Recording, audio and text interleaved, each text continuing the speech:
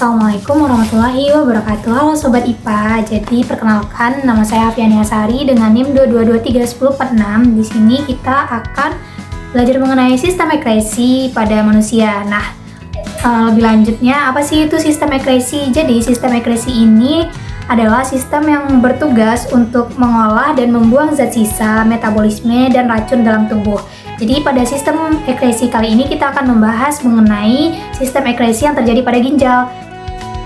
Yang lebih spesifiknya itu tentang proses pembentukan urin. Jadi Sobat IPA, seperti yang dibilang tadi bahwa proses pembentukan urin itu terjadi pada ginjal, lebih tepatnya itu di bagian nefron.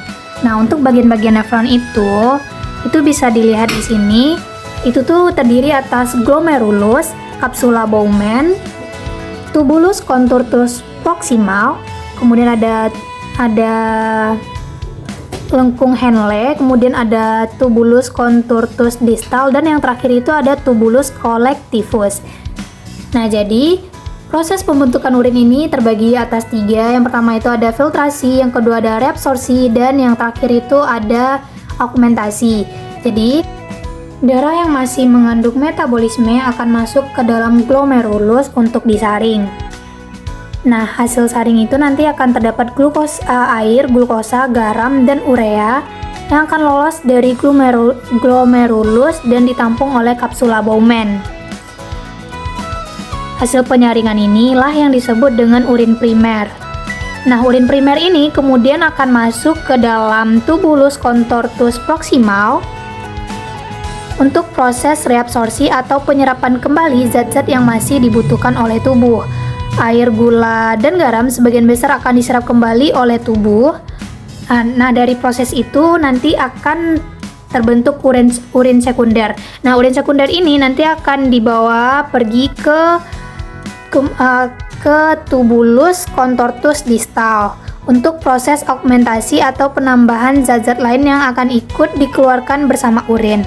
Hasil augmentasi inilah yang disebut dengan urin sebenarnya.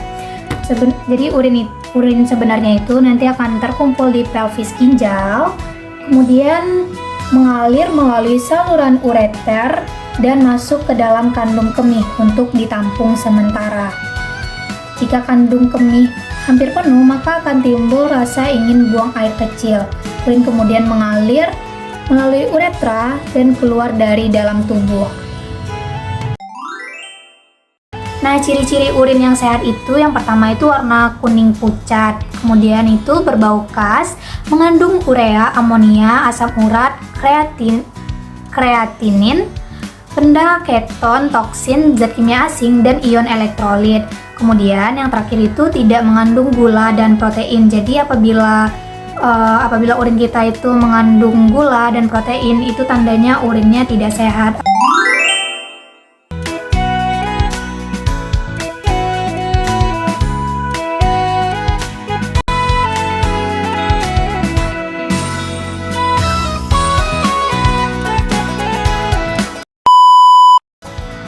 Baiklah Sobat IPA, sekian penjelasan mengenai proses pembentukan urin.